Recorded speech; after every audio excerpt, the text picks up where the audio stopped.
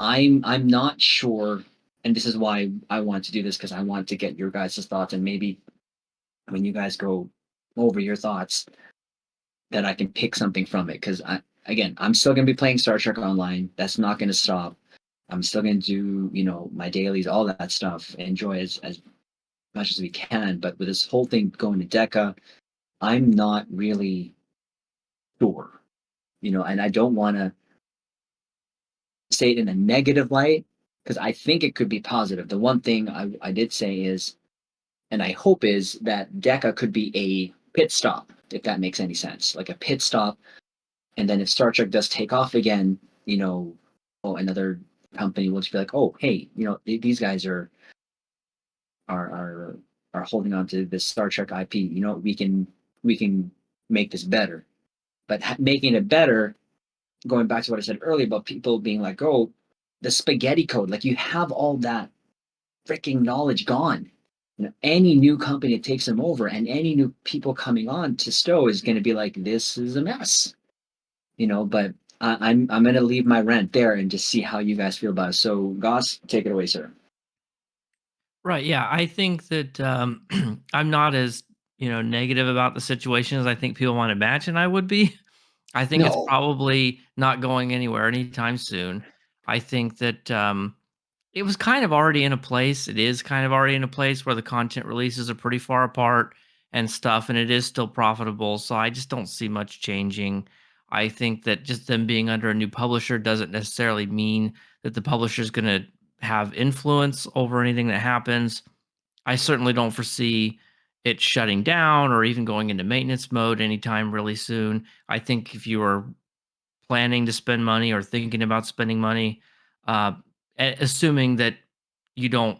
I did have a few people say, well, in the comments of some of my videos say, well, someone said the day that the last episode drops is the last day I log in. So some people care a lot about the stories. They want that new playable content, but if you don't care about that, if you're just thinking, hey, if I drop $30 on a ship, am I not going to be able to play it? I think you will. Like, I think if you're looking to buy ships and stuff, it'll be years still for sure that I mean, there's no guarantee, but probably that you'll be able to use it.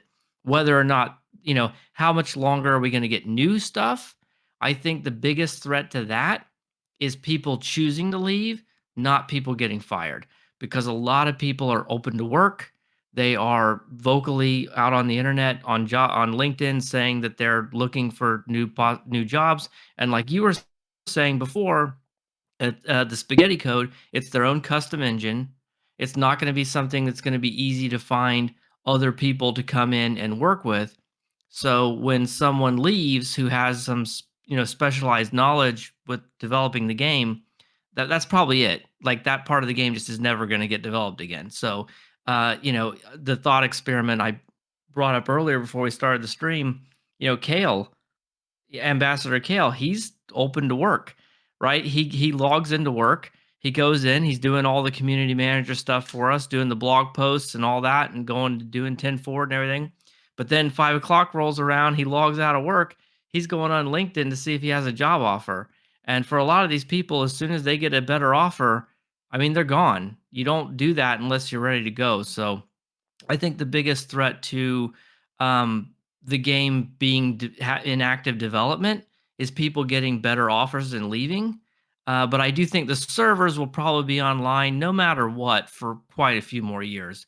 So I think if you just want to play the game like the way it is now, there's no issue there. I think it's going to be around for quite a bit longer. Spence. Yeah, I agree. Like, I don't think Stowe is going anywhere anytime soon. If they were looking to put Stowe into a maintenance mode, we would have seen the layoffs target more of the Stowe team. Yes, there were some people at Cryptic that spent multiple years working on Stowe that were let go, but most of them were not actively working on Stowe. They had moved over to other projects at Cryptic. The one person that I'm aware of right now that was let go from the Stowe team was the acting QA lead. But like none of the artists actively working on the game, none of the system software people, as far as I know, they're all still there working on Stowe. And as for Deca, I just don't think there's going to be much of a change from that. I think Cryptic being put under Deca is simply because Embracer wants to sell Gearbox off, but they want to keep Cryptic, and they want Cryptic to continue working on their older projects that they've been running for years. So, if anything, I think Cryptic is going to be more focused on STO, Neverwinter, and Champions than they were just a couple weeks ago. And development wise, there is going to be some interesting stuff popping up next year. Kale's stated that the storyline that we're currently on is going to be running up through the anniversary event in 2025.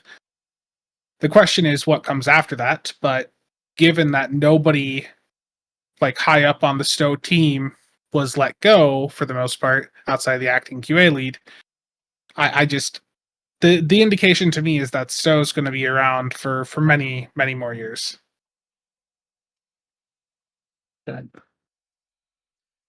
So I just want to recap. There's a few people in chat that they're not real clear on what's going on. So Embracer Group, they bought was it New World? No, not New World. What was the old publisher called? Perfect World. Perfect World. Yes. So they bought New World. So they own Cryptic Studios and operates under Gearbox. Embracer Group is laying off people at a bunch of their different studios and some of the publishers in between. And Cryptic is being moved over to a different publisher that they own, which is Deca. And so over the past couple weeks, there was signs and people that had got laid off, and at Cryptic a little bit, from my understanding, there wasn't a ton. But there were quite a few at other studios, and it looks like there's some restructuring. From what I understand, there was some sort of big deal that they were working on. They invested heavily, and this is Embracer Group, the actual company, parent company, excuse me.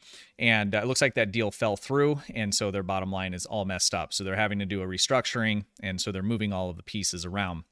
So, and I agree with Goss. What he had said earlier. I think that they have moved Cryptic over to Deca to park it there, so that it's out from underneath Gearbox. Excuse me, guys. Sorry about that. And because they'll probably sell it or move it or dissolve it or do something like that. So I think they're just moving it over there. From what I understand, Deca and Cryptic Studios are about the same size. And I don't think that we're going to see any kind of major change there. I do think there's some positive things. I think Spencer had said that basically all of Cryptic's new projects have been canceled. Is that correct? That's what we think. There were 2 projects apparently that they were working on. One of them appears to have been canceled, and artwork from that has started to appear on some of the LinkedIn posts from some of the people affected by the layoffs. It was some cel-shaded game. The images they showed had a dragon in it. It was completely unrelated to STO. And the other project that they're working on, a lot of the people that are still there at Cryptic that were on that team are now posting after the layoffs that they're uncertain of their future and that they want that they're open to offers because they're not sure if that project's going to survive all of it either. Okay, so and I think for STO, I think that's good. That means that Cryptic isn't working on other stuff, and hopefully there's a little more of a focus. I don't think that means we're going to suddenly start seeing an increased amount of content in general coming out, but that means that there's more focus on the games Neverwinter and STO that are making them money. Because, I mean, think about it, right? So, we spend money on STO, that's profit that they make, and that's being put into other projects, which is fine. That's how it works. But I think what we'll see is, or what we're seeing is them taking, Cryptic and the things that are making them money, moving that over and shaving off any of the fat. And I don't think that, from what I've read and seen, that Embracer Group is in the mood to be funding new projects and different things like that at the moment. They're restructuring and they're making sure that their money makers are secure and in places that they can just be focused on. So I really think that the move overall, although it's it sucks that people are getting laid off and that Embracer Group made some bad decisions and they're in this position. I think, though, in terms of STO, I think it's probably positive, at least, for STO's long-term life, however long that actually is, because if they're just focusing on Neverwinter and STO, that's better than if they're also moving people out of STO or using some of their time on these other projects. So I think that overall this will probably end up being a positive thing, at least in maintaining the status quo in a positive way.